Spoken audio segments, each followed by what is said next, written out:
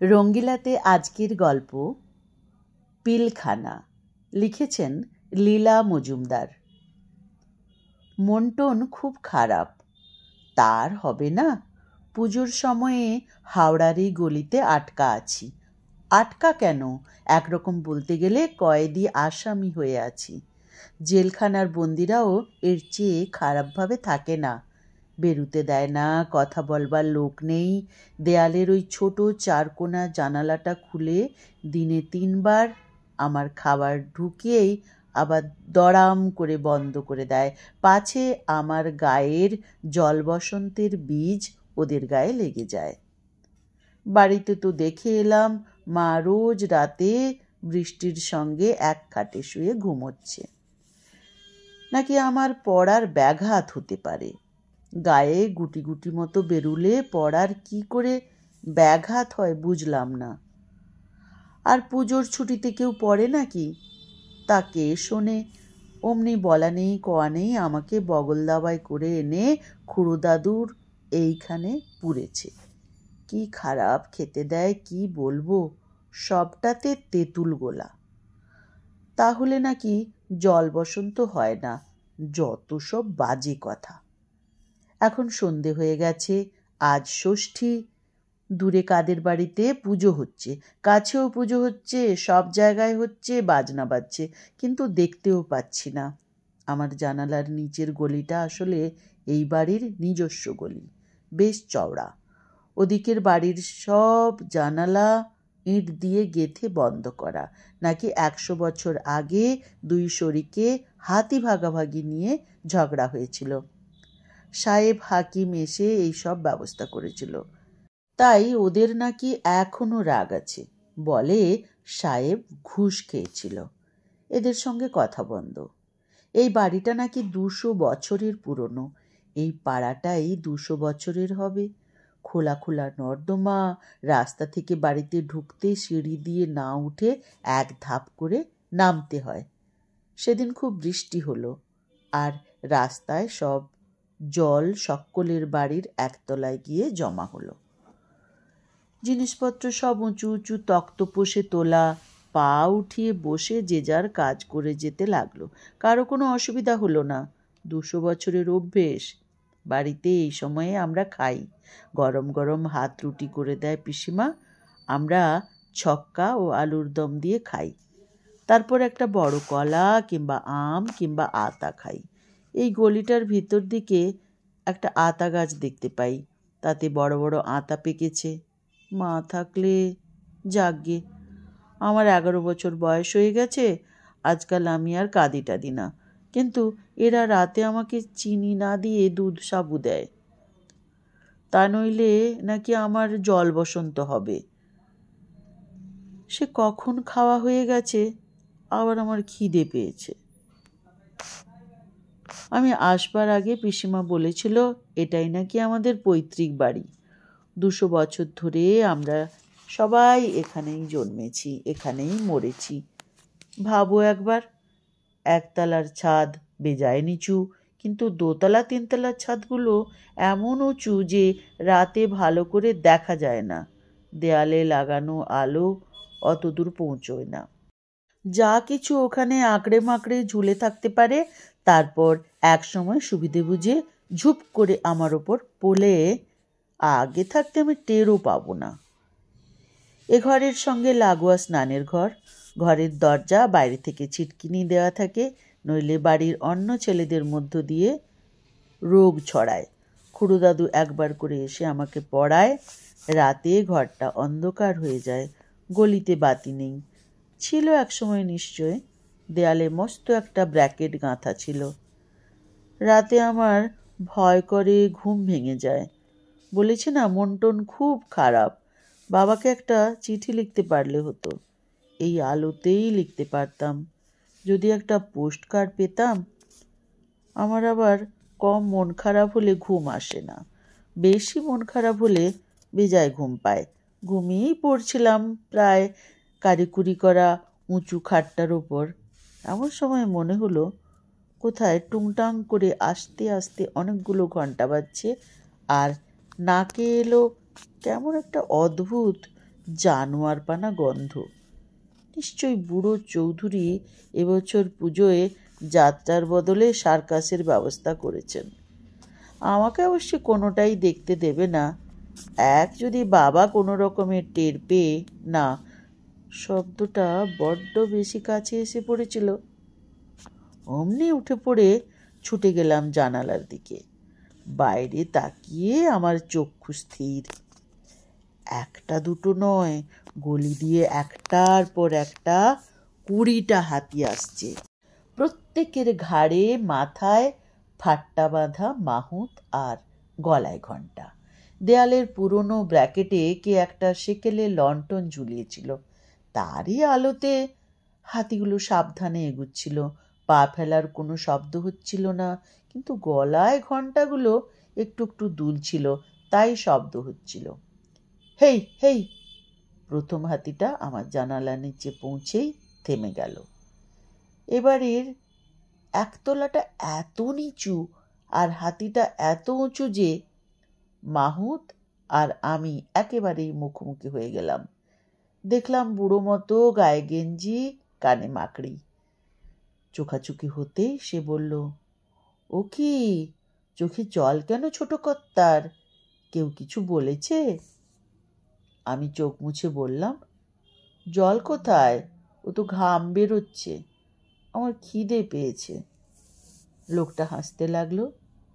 খিদে পেয়েছ তো হুকুম করুন, 14 পুরুষের গোলাম হাজির থাকতে ভাবনা কি? এই মতি, কি নিয়েছিস মোড়ের মাথায় বাগান থেকে? দিয়ে দে বলছি।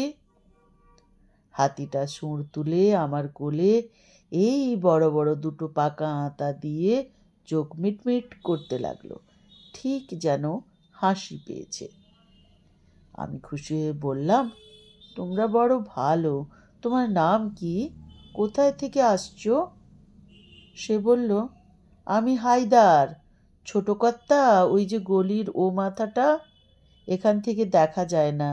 ওইখানে আমাদের পিলখানা, সেখানে 20টা হাতি থাকে।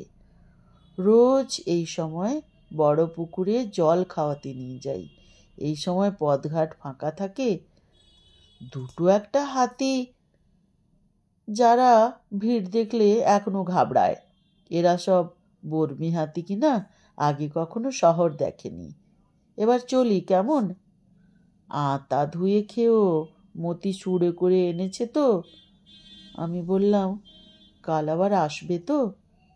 হায়দার বলল, রোজ রোজ আসবো। এই সময় তুমি কিন্তু মন খারাপ করো না। পালঙ্কের তলায় ওই কাঁঠাল কাঠের তোরঙ্গটা খুলে দেখো না কেন, তোমাদের 14 পুরুষের জমিয়ে রাখা কত মজার জিনিস আছে ওতে। আমি বললাম, তাই নাকি? কেউ কিছু বলবে না তো?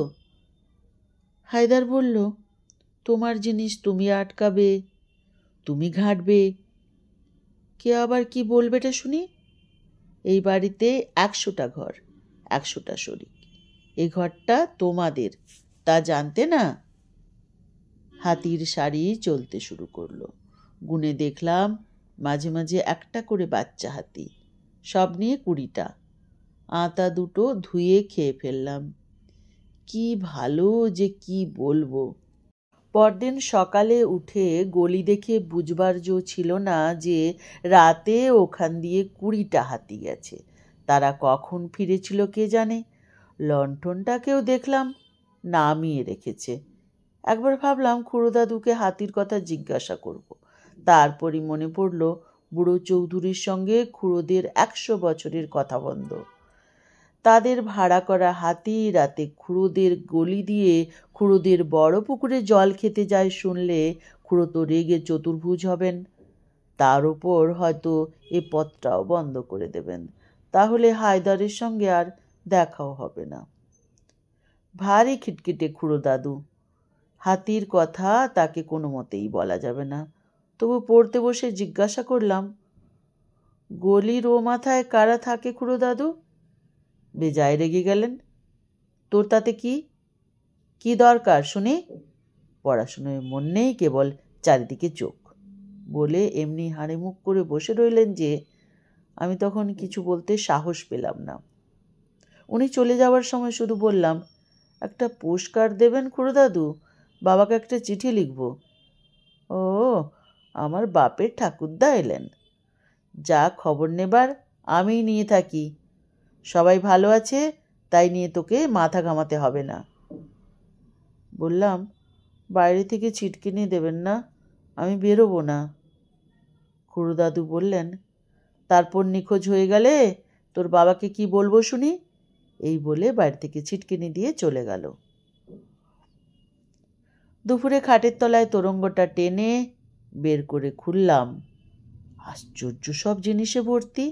পুরনো বাঘবন্দি খেলার ছক্কাটা বোর্ড, রবার ছেঁড়া গুলতি, হলদে হয়ে যাওয়া পড়ার বই, ছেঁড়া কাপড় চোপড়, আমার একটা ফটো। দেখে অবাক হয়ে গেলাম। আমার এত পুরনো ফটো কি করে হবে? পিছনে আমার মতো হাতে লেখা মণি রায়, বাবার নাম। তাহলে বাবার ফটো। এ ঘরে বাবা কি ছোটবেলায় থাকতেন? সারাদিন বসে অনেক পড়াশুনো করে ফেললাম। কি করে বাবাকে একটা চিঠি লেখা যায়? সন্ধ্যের আগেই আমার দুধ সাবু পৌঁছে দিয়ে গেল। সপ্তমী পুজো দেখতে চলে গেল। তখন আমি জানালার কাছে বসে খুব খানিকটা কেঁদে নিলাম। হেই হেই, এই দেখ, এ কি কাণ্ড! মুখ তুলে দেখি এক্কেবারে নাকের সামনে হায়দারের মুখ। আজ মতি হাতিকে কিছু বলতে হলো না, সুঁড় বাড়িয়ে নিজের থেকেই আমার হাতে আঁতা গুজে দিল। ওর সুঁড়ে হাত বুলিয়ে দেখলাম কি নরম, কি মোলায়েম। মতি আমার চোখের দিকে তাকিয়ে মিটমিট করে হাসতে লাগলো। তার পিছনে হাতির শাড়ি দাঁড়িয়ে দাঁড়িয়ে দুলতে লাগলো। হায়দার বলল, কি হয়েছে বলবে নি? অমনি তাকে সব কথা বলে ফেললাম। শুনে হায়দার একটুক্ষণ চুপ করে বলল, পোস্ট কার্ড আবার কি? মুখ্য বেচারি পোস্ট কার্ড জানে না। জিজ্ঞাসা করলাম, তোমরা বাড়িতে চিঠি লেখো না? তাকেই বলে পোস্ট কার্ড। হায়দার বলল, চিঠি? চিঠিকে নিয়ে যাবে কর্তা? বছরে একবার নিজেই চিঠি হয়ে চলে যাই, কিন্তু তোমার জন্য তো একটা কিছু করতে হবে। আচ্ছা, যদি ঘর থেকে ছেড়ে দিই, একা একা বাড়ি যেতে পারবে? খুব পারবো, নিশ্চয়ই পারবো। কিন্তু ওরা তো সদর দরজায় তালা দিয়ে গেছে, কি করে খুলবে? হায়দার হা হা করে হেসে উঠে বলল, শুনলি তো মতি, কই লাগা দেখিনি? জানালা থেকে সরকর্তা।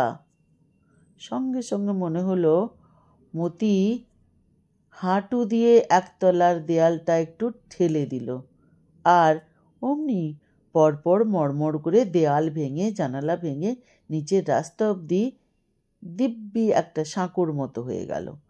আমি আর অপেক্ষা করলাম না, অমনি পড়ার ব্যাগটা বগলে পুরে এক দৌড়ে নেমে এলাম। হাতির লাইন শুদ্ধ হাওদার তখন হাওয়া। কোথাও ওদের দেখতে পেলাম না। আমি ছুটে মোড়ের মাথায় গিয়ে বাস ধরলাম। যখন বালগঞ্জে আমাদের বাড়িতে পৌঁছলাম তখন হয়তো রাত 9টা। বাবাদের খাবার দিচ্ছিল। আমাকে দেখে বাবার চক্ষু চড়ক গাছ। মা হয়তো বকবেন বলে তৈরি হচ্ছিলেন। আমি ছুটে গিয়ে বাবার কোলে মুখ গুজে কেঁদে কেটে একাকার করলাম।